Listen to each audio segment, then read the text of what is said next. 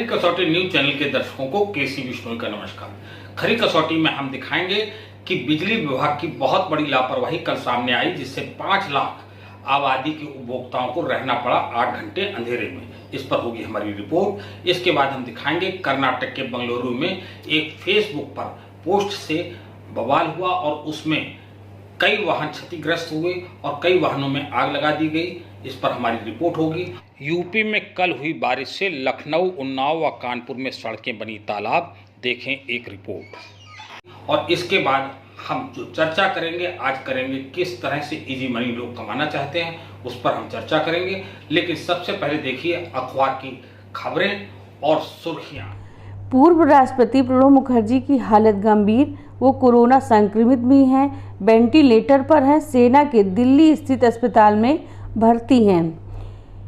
राम जन्मभूमि trust के अध्यक्ष महंत नित्य गोपाल दास की तबीयत बिगड़ी, वे कोरोना पॉजिटिव पाए गए। अलीगढ़ में भाजपा के विधायक से थाने में हुई बदसलूकी, एसओ निलंबित। जन्माष्टमी में उत्तर प्रदेश पावर कॉरपोरेशन की लापरवाही से 10 लाख स्मार्ट मीटर उपभोक्ता रहे 8 घंटे तक अंधेरे में।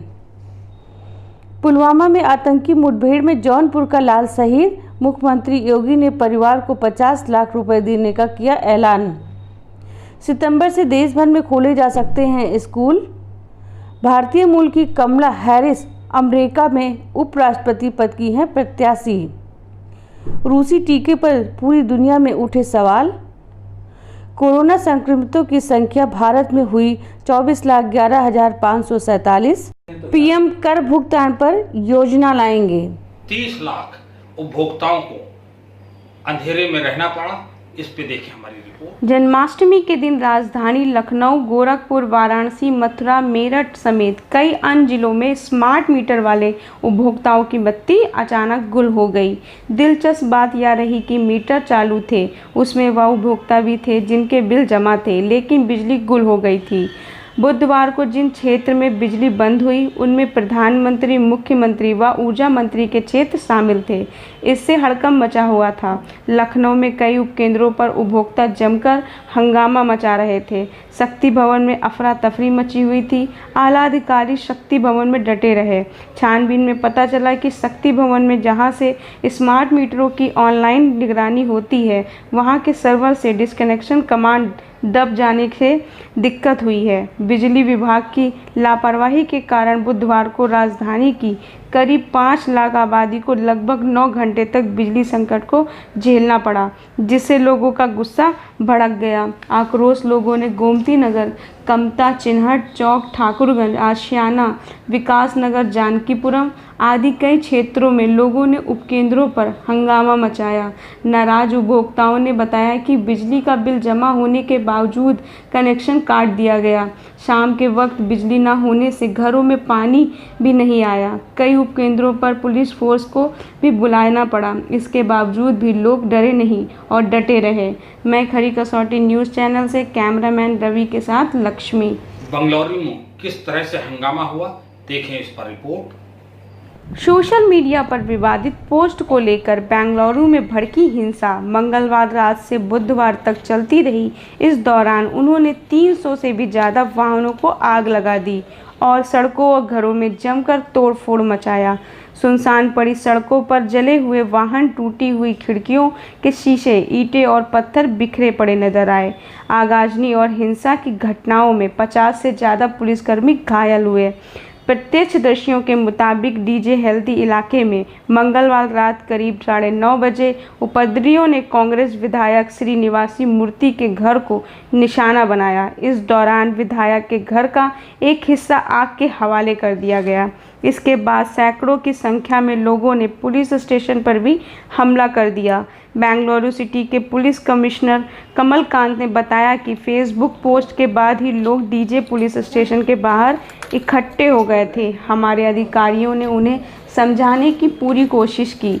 वो तत्काल गिरफ्तारी और अपने लिए सुरक्षा की मांग कर रहे थे। जब उन्होंने समझाया गया कि यह इस तरह से नहीं होता है तो वो गुस्सा हो गए। इस दौरान वाहनों में आग लगा दी गई और उन्हें क्षतिग्रस्त कर दिया गया। हंगामा करके लोगों ने थाने के बेसमेंट में गए और वाहनों में आग लगा दी।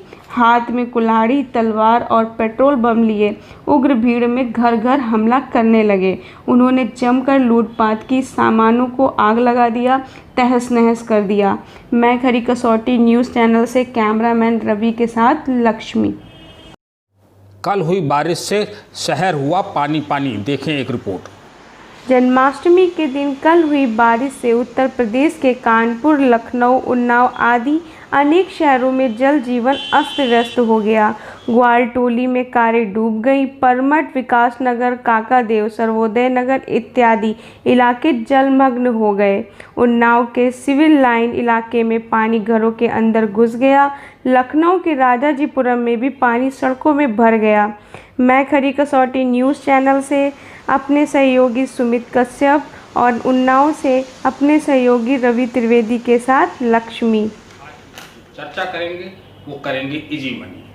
जो आजकल के नवयुवक हैं वो किस तरह से इजी मनी कमाना चाहते हैं, इस पर हम बात करेंगे।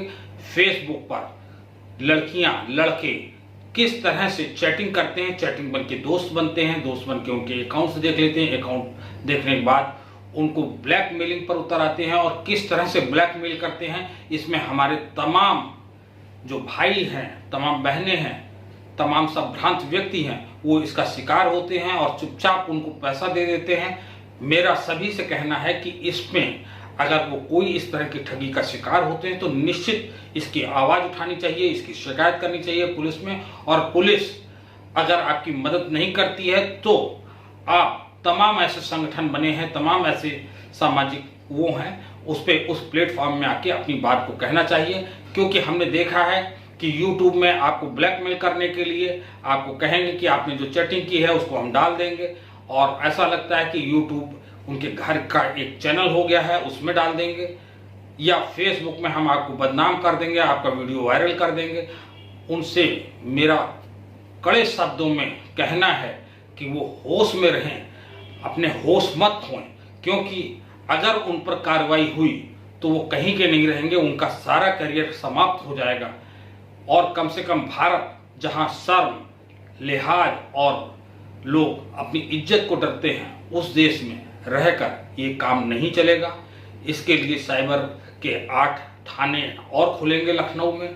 आज कल ये मुख्यमंत्री ने घोषणा की थी, और साइबर क्राइम के लिए यहाँ एक सेल बना हुआ है, उस सेल में जाके आप शिकायत कर सकते हैं, आपकी बात की सुनवाई होगी। तमाम लोग क्या करते हैं, फेक आईडी से मोबाइल नंबर ले लेते हैं, उसमें व्हाट्सएप चलाते हैं और वो नंबर पर फ़ोन करिए तो फ़ोन मिलता नहीं है। लेकिन कब तक वो ऐसा कर लेंगे, क्योंकि कानून के हाथ बहुत लंबे हैं, ऐसे लोग बच नहीं पाएंगे। उन सभी को मैं सावधान करना चाहता हूँ, इस कार्यक्रम के नाम से के माध्यम से चेतावनी देना चाहता हूँ कि वो होश में आ जाएं और मेहनत करके कमाएं, ब्लैकमेल करके, किसी वीडियो को वायरल करके, किसी को चैट में फंसा के ना कमाएं। साथ ही उन लोगों को भी आगाह करना है जो पेटीएम से, जो गूगल पे अकाउंट से पैसे उड़ाने का काम करते हैं, बैंक से पैसे उड़ाने का काम करते हैं, कि किस तरह से उन्होंने पासवर्ड जान लिया या कोड जान लिया और वो पैसे उड़ा दिए, या आपके एटीएम कार्ड को क्लोन कर लिया और आपका अकाउंट खाली कर दिया। तो इस तरह के जो शातिर बदमाश हैं उनकी उत्तर प्रदेश में भी खैर नहीं है और पूरे देश में भी खैर नहीं है। ये जान लें कि अपराध की दुनिया में बहुत लंबी उम्र नहीं होती है अपराधी की। अपराध की दुनिया के आदमी की उम्र बहुत छोटी होती है। इसलिए सभी अपराधियों को ये मैं चेताना चाहता हूँ इस कार्यक्रम के माध्यम से कि वो अपराध छोड़ के सही राह पर चले, और अगर वो नहीं चलेंगे तो उनकी जगह जनरल समाज में नहीं होगी, जेल के अंदर होगी, और जेल के अंदर रहकर वो जेल की चक्की पीसेंगे, तब उनको मालूम चलेगा कि अपराध करने का क्या नतीजा होता है। क्योंकि किसी की गाढ़ी कमाई पर आप उसके जेब का पैसा अपनी जेब में कैसे लेना चाहते हैं, कैसे आपकी हिम्मत होती है।